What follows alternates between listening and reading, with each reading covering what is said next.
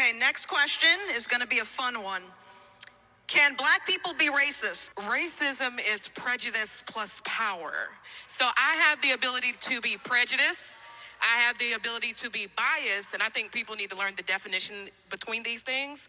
But I do not have the power to be racist. So, fun fact, I was actually in the audience for this debate. Shout out to Blexit. And let me just say, I almost ran on stage and got involved my damn self. What is this tired argument? Black people can be prejudiced, but they can't be racist. It's like somebody saying, my child can draw squares, but they can't draw rectangles. The funny thing is, these people would acknowledge that a black individual can be prejudiced by the basis of someone's age. We have a word for this. That's ageism. These people would acknowledge that a black individual can be prejudiced by the basis of someone's sex or gender. We have words for this. Misogyny, misandry, sexism, take your pick. A black individual can be prejudiced by the basis of someone being disabled. We have a word for this. That's ableism. A black individual can be prejudiced by the basis of someone's income or class. We have a word for that. That's classism. But then we get to racism, and it's like some switch flips in their heads, and then they become this activist robot that has the immense ability to dodge all logic and reasoning. But even if we were to grant them this hyper-fixated definition,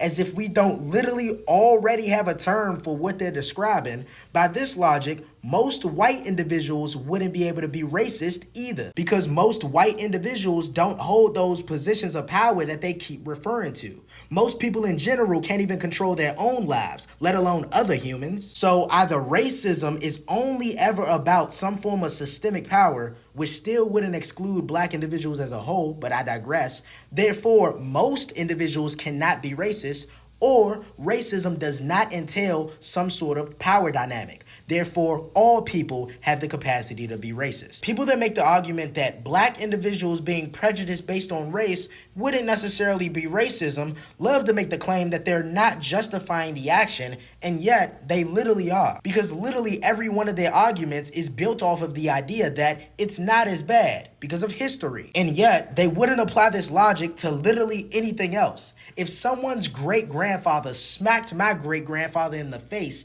in the year 1952, then me smacking their grandson in the face today wouldn't be some sort of self-defense. And we wouldn't try to change the definition of the word slap or assault because you felt like being vengeance that day. You just want the misplaced revenge without the accountability. Please, for the love of God, get a better argument.